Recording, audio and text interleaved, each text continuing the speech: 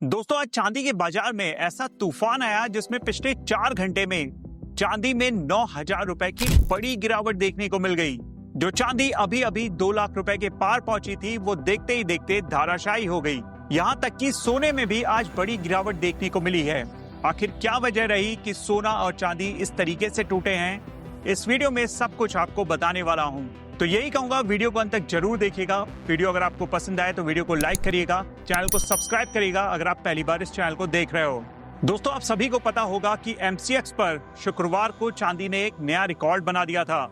MCX पर चांदी देखते ही देखते शाम करीब 8 बजे 2,01,615 रुपए प्रति किलो के भाव तक पहुंच गई थी, जो कि अब तक का चांदी का लाइफ टाइम हाई लेवल है। लेकिन इसके बाद जो हुआ उसने निवेशकों को बिल्कुल हिला कर रख दिया। जैसे ही चांदी ने 2 लाख रुपए का लेवल पार किया, बड़े निवेशकों ने मुनाफा वसूली शुरू कर दी। इसका नतीजा रहा कि पिछले सिर्फ 4 घंटे में चांदी में 8,764 रुपए की बड़ी गिरावट देखने को मिल गई और बाजार बंद होते समय चांदी 1,92,851 रुपए पर बंद होती है। यहाँ तक कि आज के दिन चांदी 1,90,000 रुपए के भी नीचे फिसल गई। यानी कि जिन लोगों ने हाई लेवल पर चांदी में खरीदारी की थी उनको एक बड़ा झटका लग गया। गुरुवार को चांदी 1,98,942 रुपए पर बंद हुई थी और वहीं शुक्रवार को देखते ही देखते चांदी का रेट 1,92,851 रुपए पर आ गया। यहाँ तक कि शुक्रवार के दिन सोने की कीमतें भी अपने लाइफ टाइम हाई पे पहुंच गई थी। शुक्रवार को सोना 1,35,263 रुपए के अपने लाइफ टाइम हाई पर पहुंचा, लेकिन यहाँ भी मुनाफा वसूली देखने को मिल गई और बाजार बंद होते होते सोना 1,33,622 रुपए पर बंद होता है। यानी कि पीक से करीब 1,644 रुपए की गिरावट सोने में देखने को मिल गई। अब सबसे बड़ा सवाल उठता है कि आखिर सोने और चांदी में एकदम से अचानक इतनी बड़ी गिरावट क्यों देखने को मिली, उसको भी जान लीजिए। जानकारों के मुताबिक इस गिरावट के कुछ मल्टीपल कारण निकल के आते हैं, जैसे कि चांदी और सोना दोनों में भारी मुनाफा वसूली देखने को मिली है, क्योंकि पिछले 1 हफ्ते से चांदी में बहुत ज्यादा तेजी देखने को मिली थी और इसी वजह से चांदी में जो गिरावट रही वो भी तेज देखने को मिली है।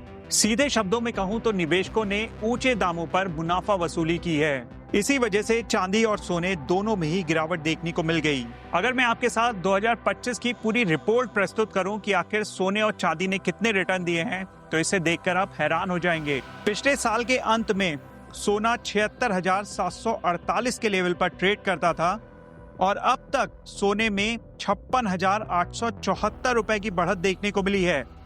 अगर परसेंटेज में बात करूं तो सोना करीब पिछले 1 साल में 74% की बढ़त दिखा चुका है।